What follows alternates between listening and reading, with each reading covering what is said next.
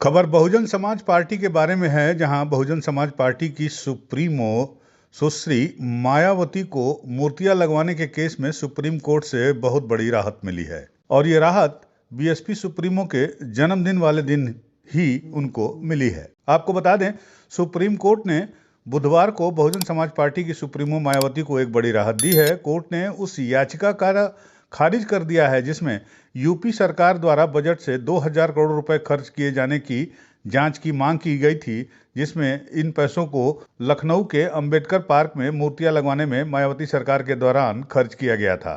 साल 2009 में दाखिल ये याचिका में आरोप लगाया गया था कि ये रकम मायावती के चीफ मिनिस्टर रहते हुए हाथियों की मूर्तियां लगाने में और उनके व्यक्तिगत महिमा मंडन पर खर्च की गई थी। गौरतलब है कि कोर्ट का आदेश ऐसे दिन आया है जिस दिन मायावती का जन्मदिन था और मायावती बुधवार को 69 साल की हो गई। मायावती ने अपना जन्मदिन पार्टी दफ्तर में बड़े धूमधाम से बनाया और इस दौरान उनके साथ उनके भतीजे भी मौजूद थे।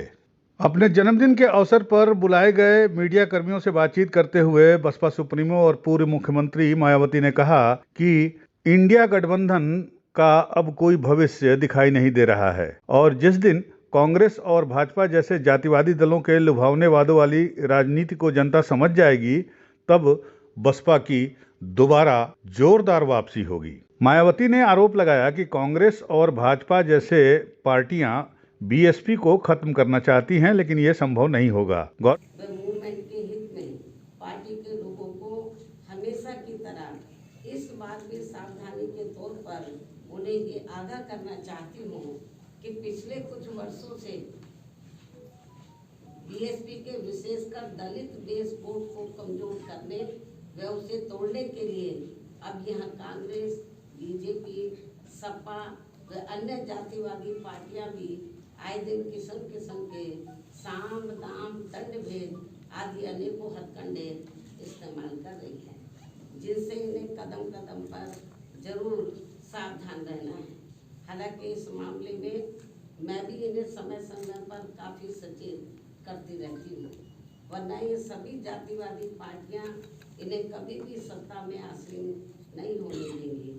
गौरतलब है कि बुधवार को पार्टी के प्रदेश कार्यालय पर अपने 69वें जन्मदिन पर मायावती पत्रकारों से बातचीत कर रही थी। इस दौरान उनके जन्मदिन के अवसर पर यूपी के मुख्यमंत्री योगी आदित्यनाथ, समाजवादी पार्टी के राष्ट्रीय अध्यक्ष अखिलेश यादव समेत तमाम नेताओं ने उन्हें जन्मदिन की बधाई दी। मायावती ने कहा कि दिल्ली में वो अपने दम पर चुनाव लड़ रही हैं और इस बार निश्चित रूप से बसपा दिल्ली चुनाव में बेहतर प्रदर्शन करके दिखाएगी, बरसते कि चुनाव में कोई धांधली या गड़बड़ी ना की जाए। कांग्रेस, भाजपा और आम आदमी पार्टी के बीच लुभावने वादे और गारंटी देने की जो होड़ मची हुई है, तो वो जब सत्ता में आते हैं तो वो अपना कोई वादा पूरा नहीं करते हैं। दिल्ली में रहने वाले यूपी और बिहार के लोगों के साथ सौतेला व्यवहार किया जा रहा है, इसलिए वहां के लोगों को सोच समझकर वोट देना होगा। उन्होंने यह भी कहा कि भाजपा की भड़काऊ पोस्टरबाजी का चुनाव आयोग को संज्ञान लेकर कार्रवाई करनी चाहिए। कांग्रेस को घेरते हुए उन्होंने कहा कि संविधान को दिखाना और नीले कपड़े पहनकर नाटकबाजी करना ढोंग नहीं तो और क्या है। देश की राजधानी दिल्ली में इस समय यहाँ विधानसभा के लिए हो रहे आम चुनाव में, जिसमें बीएसपी भी पूरी तैयारी व दमदारी के साथ अकेले चुनाव लड़ रही है और जिनसे मुझे ये पूरी उम्मीद है कि इस बार चुनाव में हमारी पार्टी पहले से बेहतर पूरे तौर से फ्री एंड फेयर होता है और ईवीएम में कोई गड़बड़ी व धांधली आदि नहीं की जाती है, जैसा कि अधिकांश पार्टियां इसकी आशंका भी जता रही हैं। साथ ही आप लोगों को ये भी मालूम है कि इस चुनाव में दिल्ली में जो असेंबली का चुनाव हो रहा है, इस चुनाव में कांग्रेस, बीजेपी व आम आदमी पार्टी पूर्व की तरह इस बार भी जनता को अनेकों लुभावने वायदे व गारंटी आदि देकर ये चुनाव लड़ रही है, जिसमें काफी होड़ मची हुई है।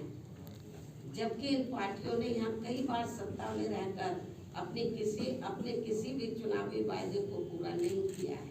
इतना ही नहीं, बल्कि दिल्ली में अपनी रोटी रोजी के लिए बड़ी संख्या में खासकर नजदीक के राज्यों से और उसमें भी यूपी व बिहार से आकर अधिकांश झुग्गी झोपड़ियों में बसे लोगों इन सभी विरोधी पार्टियों की रही सरकारों ने हर स्तर पर इनके साथ काफी सोचीला रवैया अपनाया है और इसलिए दिल्ली विधानसभा आम चुनाव में सभी लोग बहुत सोच समझकर अपना वोट करें तो ये उचित होगा। नाम भी कर चुके हैं।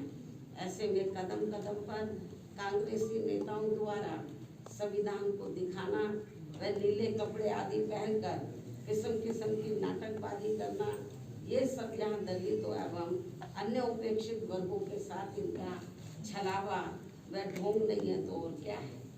आपको बता दें कि इस प्रेस से बातचीत में नेशनल कोऑर्डिनेटर और उनके भतीजे आकाश आनंद, राष्ट्रीय महासचिव सतीश चंद्र मिश्रा, बसपा के प्रदेश अध्यक्ष विश्वनाथ पाल समेत पार्टी के अन्य वरिष्ठ नेता मौजूद थे। इस अवसर पर मायावती ने अपनी किताब मेरे संघर्षमय जीवन और बसपा मूवमेंट का सफरनामा का भाग 20 का भी विमोचन किया। सबसे खास बात यह है कि बसपा सुप्रीमो मायावती के जन्मदिन पर उनके दूसरे भतीजे ईशान आनंद भी मौजूद थे और उनके साथ आकाश भी मौजूद रहे। गौरतलब है कि ईशान आनंद के भी आकाश आनंद की तरह राजनीति में आने की अटकलें शुरू हो गई हैं। ईशान मायावती के छोटे भाई आनंद कुमार के बेटे हैं और वो बीते दिनों लंदन से लॉ की पढ़ाई करके वापस इंडिया आए हैं। दरअसल ईशान अपने बड़े भाई और बसपा के नेशनल कोऑर्डिनेटर आकाश आनंद के साथ मायावती का जन्मदिन मनाने लखनऊ आए थे। पहले उन पर किसी ने ध्यान नहीं दिया, लेकिन जब मायावती ने उनको अपने पास बुलाया